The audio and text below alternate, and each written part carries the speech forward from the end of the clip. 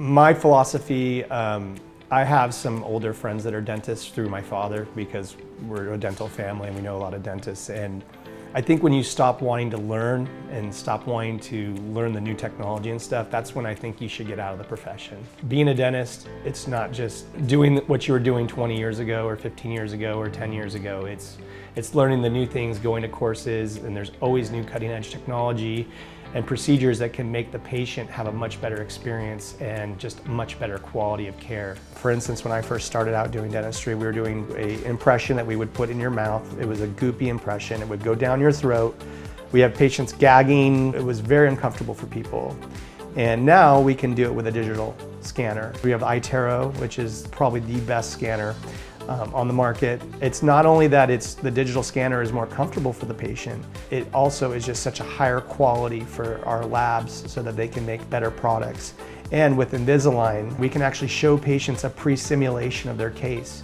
At no charge, they can see what their case will look like before and after and get an idea of what we can do with their case. It also allows us to take a digital record of the person's bite, and then we can take another time-lapse record down the road, and we can actually show a patient where that tooth is wearing, where it's breaking down, where it's rotating, and why it's causing this issue. As far as x-rays, when I first started out, we were doing x-rays on a film.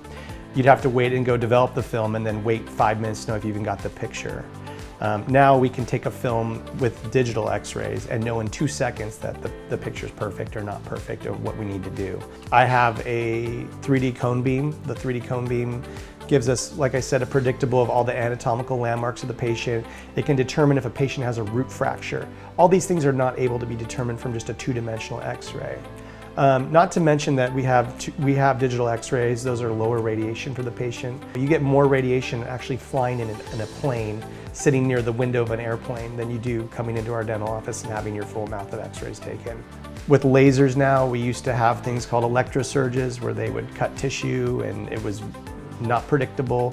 Now our office has CO2 lasers, we have diode lasers, we have all kinds of lasers that we do with multiple procedures. Just it's more comfortable, the healing's better, the results are better, the predictability is better. The laser allows the person's own immune system enough time to actually heal so that they get a much better result. We live in Silicon Valley. We have patients that work at all the big tech companies.